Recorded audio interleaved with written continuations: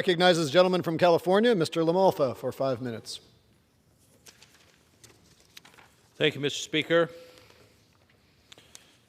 I'm pointing to a map here showing the several fires we've had in Northern California. This is only a small snippet. There's much more besides that I could show you. This is mostly in my district, the 1st District of Northern California here, over several years.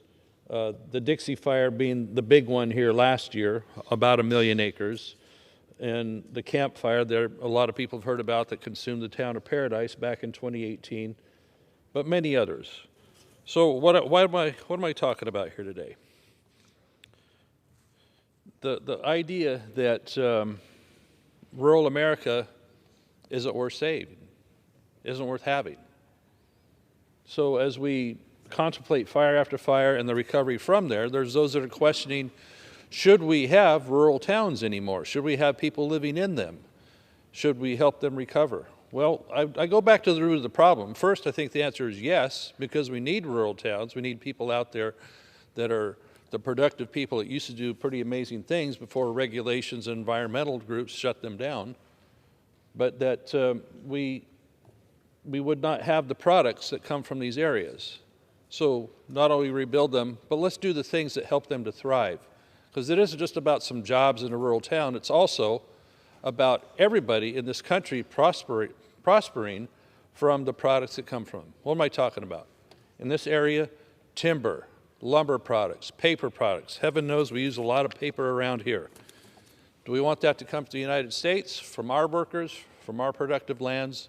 Or do we want to continue as the United States, for some reason, is the #2 importer of wood products in the world? And yet we're burning millions of acres across the West every year. Why is that? I could also say mining used to occur more heavily here and in other parts of anywhere from Minnesota all through the western states as well. And farming, which is under attack. You know, the water's being taken away from many of the farmers in my district and in California in general, because it's going for environmental purposes. So yes, rural America feels under attack. So a recent Los Angeles Times article comes out saying,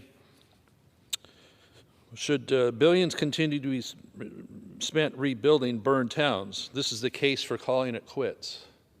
Well, I appreciate that LA Times is covering the fires that affected, and most recently the Dixie Fire in the town of Greenville, which is 75% wiped out from that fire. The town of Paradise 4 years before, 90% wiped out. But I wish they would tell the whole story. They didn't tell my part of the story, saying, yes, it is difficult to keep asking for money back in DC to come help, whether it's one of my disasters, and I'm sure my colleagues in the South, like right now, dealing in Florida. Do they enjoy having to come back to help get rebuild money for Florida after the hurricanes they're dealing with, or flood, or what have you? No, they don't enjoy that, and I don't think we want to have to ask taxpayers for it. But fire is something we can manage. We can't manage the weather. We can't stop hurricanes. We can't stop other things like that. But so we have the ability to manage our forests in such a way as that towns would not be subject so much to immediate wildfire. Harvesting buffers around them, putting fire breaks up, things that, you know, and then when you do rebuild the town, they're building them with newer, better materials for the housing and things like that. They're undergrounding power lines. They're doing more. So it's not going to be the same town that went up 100 years ago that started out as a timber town, as a mining town, or even an ag town. So it does improve. It does get better. It is worth the value, because the bottom line is, even though they want to blame climate change and say that's the big problem, we got to kick people out of rural areas, we got to kick them out of these communities because of climate change. Well, if the climate is changing, then what are we going to do about it? Are we going to not have timber products? Or are we going to not ensure the safety of those areas? Because we still need these people out there producing these products. If you want to have electric cars, someone's got to do some mining somewhere, right?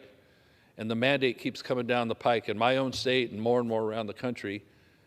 And we're not going to have those products. We're not going to have wood and timber products, paper products coming from somewhere besides being imported. And you know what happens when we get too dependent on import. Ask anybody getting natural gas in Europe what that looks like. And our food. Everybody's seeing food prices skyrocketing at the shelves, and sometimes that very shelf is empty. And with all the acres that got left out because the water got taken away this year in California, food shelves are going to be even more empty and prices even higher. Someone in rural America has to be producing something.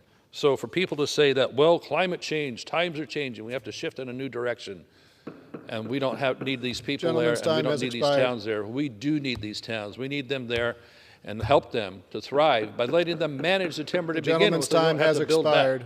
Thank you. I yield back.